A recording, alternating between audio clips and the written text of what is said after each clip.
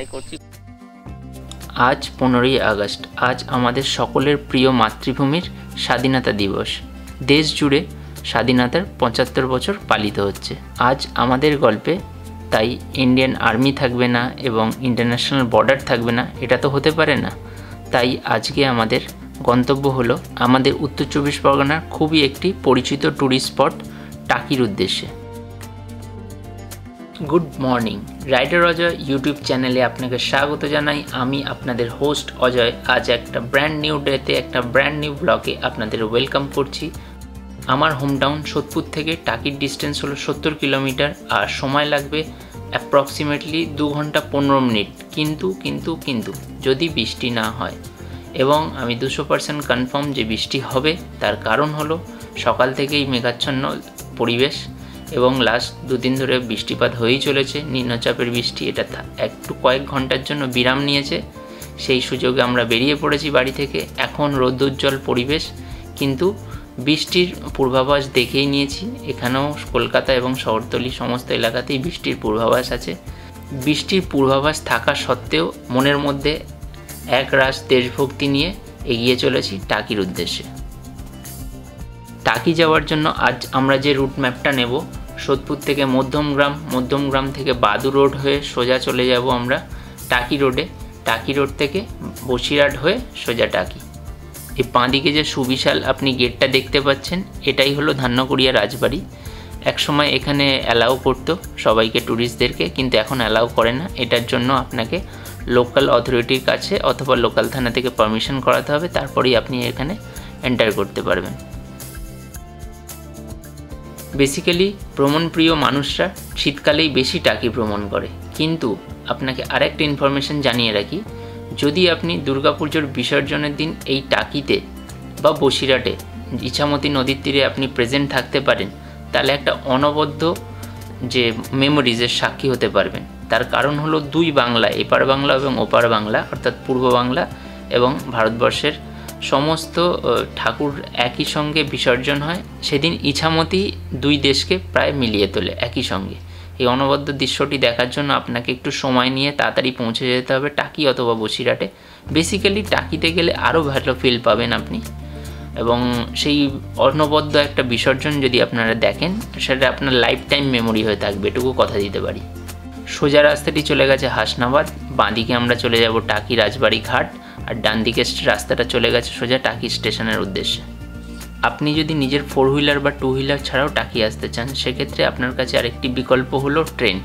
শিয়ালদা থেকে হাসনাবাদগামী যে কোনো ট্রেন বা হাসনাবাদ লোকাল যদি ধরেন, আপনি টাকি স্টেশনে নামুন, নেবে ওখান থেকে একটা টোটো ভাড়া করে চলে আসুন রাজবাড়ি ঘাট, টাকি রাজবাড়ি ঘাট।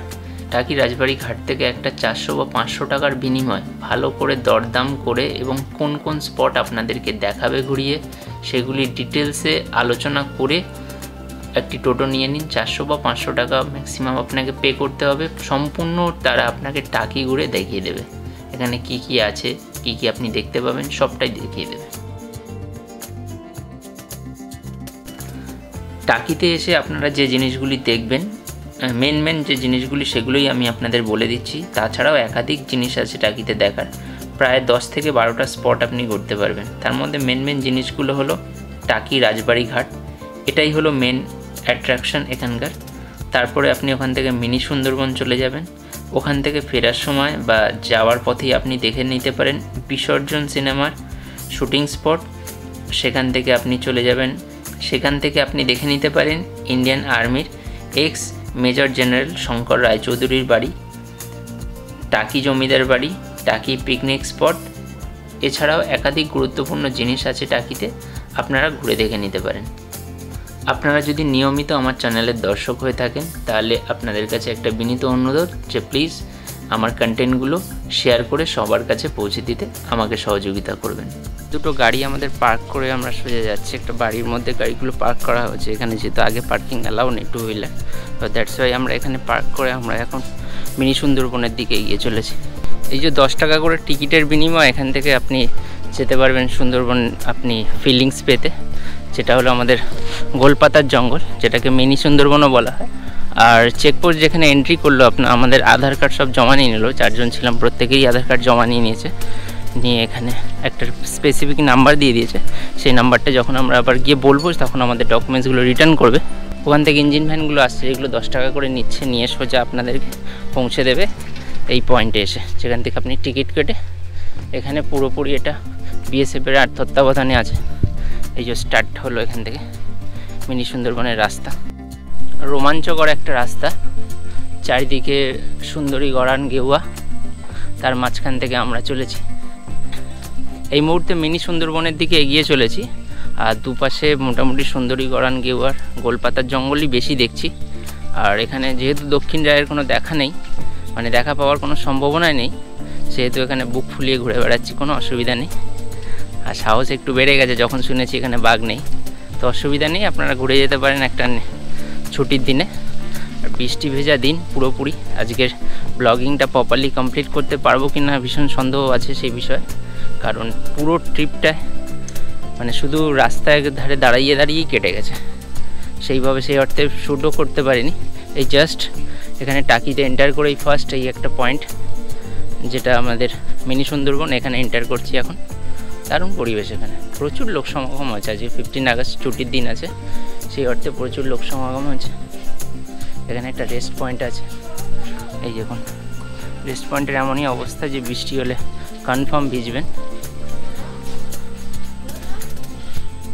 সরকারি জিনিসের একটা আলাদাই বিশেষত্ব, কোনো মেনটেনেন্স হয় না, দেখলেই বুঝতে পারবেন এটা গভর্নমেন্টের জিনিস।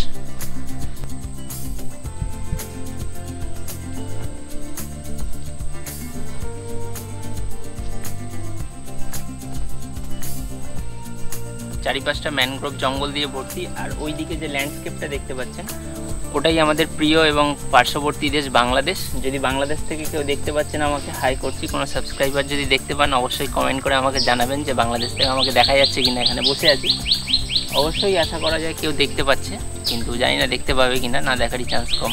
যেহেতু আমার এই সাবস্ক্রাইবারের ফ্যামিলি খুবই ছোট, কোনো অসুবিধা নেই, কিন্তু অনবদ্য একটা ফিলিংস। এখানে এসে সারাদিন বৃষ্টি মেঘাচ্ছন্ন দিন ছিল, এবং এখানে বসে যে অনবদ্য পরিবেশটা পেলাম এখন খুব ভালো লাগছে। জানি না বাকি দিনটা কেমন কাটবে, কিন্তু এখন তো খুবই ভালো কাটছে। চারিদিকে যেভাবে পাখির ডাক, এই সামনের যে ল্যান্ডস্কেপটা দেখতে পাচ্ছেন এটা সম্পূর্ণ বাংলাদেশ, এবং এই জায়গাটা যেহেতু 0 পয়েন্ট বলেও আখ্যা দেওয়া হয়, তো সেহেতু এখানে আপনাকে ডকুমেন্টস সাবমিট করেই আসতে হবে। আর আপনি বিএসএফদের কাছে ডকুমেন্টস সাবমিট করে এই জায়গাটায় আসতে পারবেন। অনবদ্য সুন্দর একটা জায়গা, এই মানুষজন আসছে দেখুন এই রাস্তা দিয়ে, খুব সুন্দর জঙ্গলে ঘেরা। অসুবিধা নেই, এখানে দক্ষিণ রায়ের কোনো সাক্ষাৎ পাওয়া যায় না, নামেই এটা মিনি সুন্দরবন, কিন্তু সুন্দরবন থেকে ডিসকানেক্টেড, সেক্ষেত্রে আপনার বাঘের ভয় নেই। তাহলে চলেই আসুন একদিন সময় করে, একদিনের জন্য একটা অনবদ্য স্পট এটা। ওয়ানডে রাইডের জন্য পারফেক্ট, রাইডাররা আসতেই পারেন, খুব সুন্দর ব্যবস্থাপনা, সেক্ষেত্রে খুব একটা অসুবিধা হবে না।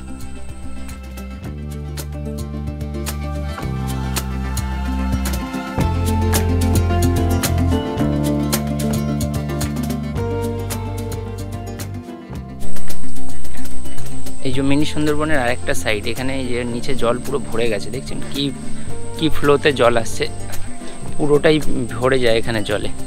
আর এখানে একটা টাওয়ার তৈরি হচ্ছে, টাওয়ারটা দেখিয়ে দিই, এটা একটা ইনকমপ্লিট টাওয়ার। এখন কিছুদিন পরে এলে আপনারা কমপ্লিট পাবেন, তখন এই টাওয়ারে উঠতে পারবেন। এখন টিকিট কাউন্টার থেকে স্ট্রিক্টলি বলে দিয়েছে যাতে না ওঠার জন্য, তাই রুলস ব্রেক করে কিছু করব না আমরা। এখানে দেখুন জলের কি ফ্লো, পুরো নিচটা জল ভরে যায়। এখানে জোয়ারের জল, ইছামতিতে এখন জোয়ার চলছে, দারুণ লাগছে আশপাশের এনভায়রনমেন্টটা।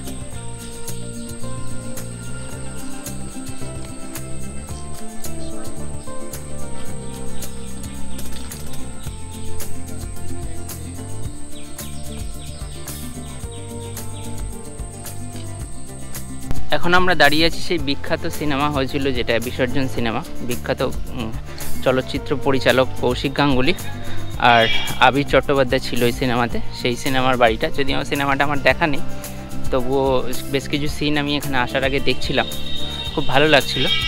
আর পিছনে এইদিকে মৌমাছির চাষ হয়েছে, আর দারুণ জায়গা একটা, পাশে একটা পুকুর আছে, একদম অসাধারণ গ্রাম্য পরিবেশ। আর যেহেতু এখন বর্ষার ওয়েদার, একদম মাঝ বর্ষা, এটা ভরা বর্ষা, সেহেতু গাছপালাগুলো আরও সবুজ হয়ে উঠেছে, দারুণ লাগছে,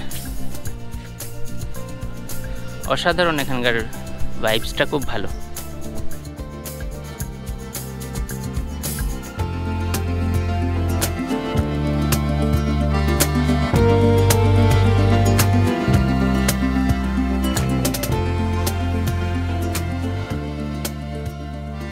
এই মুহূর্তে আমরা এখানে দুটো গাড়ি পার্ক করে চলে এসেছি ইন্ডিয়ান আর্মির এক্স চিফ, যিনি জেনারেল রায়চৌধুরী, জেনারেল শঙ্কর রায়চৌধুরী আর কি, ওনার বাড়িতে।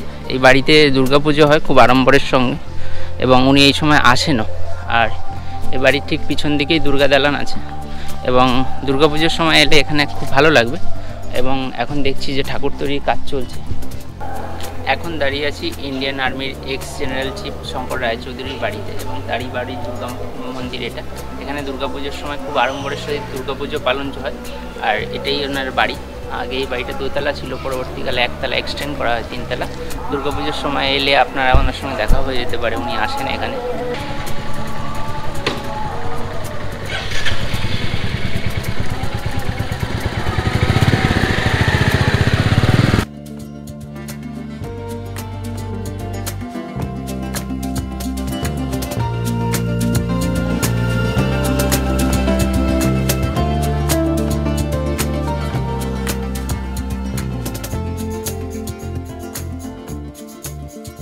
আজ 15ই আগস্ট, ভারতের স্বাধীনতা দিবস। তাই আজকে এই স্পেশাল জায়গাটা চুজ করার তার কারণ হলো আমার গল্পে আজ ইন্ডিয়ান আর্মি থাকবে না, ফ্ল্যাগ থাকবে না এবং বর্ডার থাকবে না, ইন্টারন্যাশনাল বর্ডার থাকবে না, এটা হতে পারে না। তাই আমি সবাইকে আপনাদেরকে একটা দারুণ স্পট এক্সপ্লোর করে দেখালাম। আপনারাও আসুন এবং এই স্পেশাল দিনে এলে আপনার এই জায়গার গুরুত্ব অনেকটাই বেড়ে যাবে আরও।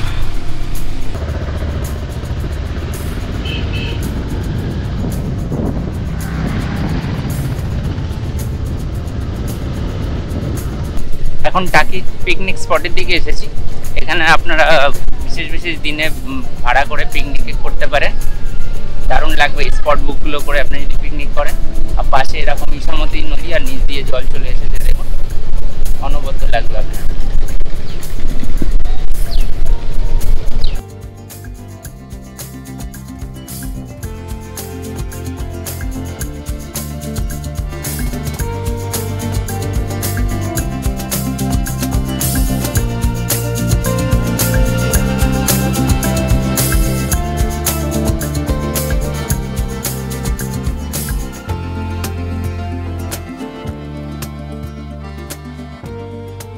যেহেতু 15ই আগস্ট ফুটবল টুর্নামেন্ট হচ্ছে চারিদিকে, আর এই যে স্কুলটা দেখতে পাচ্ছেন আপনারা, এই স্কুলের সঙ্গে আমার একদম ছোট্টবেলাকার স্মৃতি বিজড়িত আছে। মানে আমি ক্লাস 1 আর 2 এই স্কুলেই পড়াশোনা করেছি। অ্যাকচুয়াল আমি এই যে স্কুলের উল্টো দিকে যে গ্রামটা আছে, মধ্যমপুর গ্রাম, এই গ্রামেরই ছেলে। আমি এখন কর্মসূত্রে বাবার সঙ্গে আজ থেকে প্রায় 25 বছর আগে কলকাতায় চলে যাই এবং বাকি পঠন পাঠন সেখানেই শেষ করতে হয়। কিন্তু বেসিক্যালি আমি এখানকারই ছেলে, বসিরহাটের এই প্রত্যন্ত গ্রামেরই ছেলে। তাই এই জায়গাটা থেকে যখন ক্রস করছিলাম ভাবলাম আপনাদের সঙ্গে একটু বিষয়টা শেয়ার করি, কারণ পুরো ছোটোবেলাটাই আমার শৈশবটাই কেটেছে এখানে। এই ট্রিপের যদি সুন্দর সুন্দর ফটোগ্রাফি আপনারা দেখতে চান, আমার ইনস্টাগ্রামে আমাকে ফলো করতে পারেন। আমার ইনস্টাগ্রাম আইডি যেটা ডিসপ্লেতে এখন শো হচ্ছে, rider_অজয়। এখানে ফলো করলে আমি সমস্ত আপডেট, ট্রাভেল রিলেটেড সমস্ত আপডেটই এখানে দিয়ে থাকি। আজকে এই ভিডিওটা এখানেই শেষ করছি। খুব তাড়াতাড়ি দেখা হবে একটা নতুন বেড়ানোর গল্প নিয়ে। আর একটা কথা বলে যেতে চাই, নিজের স্বপ্নকে ততক্ষণ তাড়া করুন যতক্ষণ না সাফল্য আসে। ধন্যবাদ।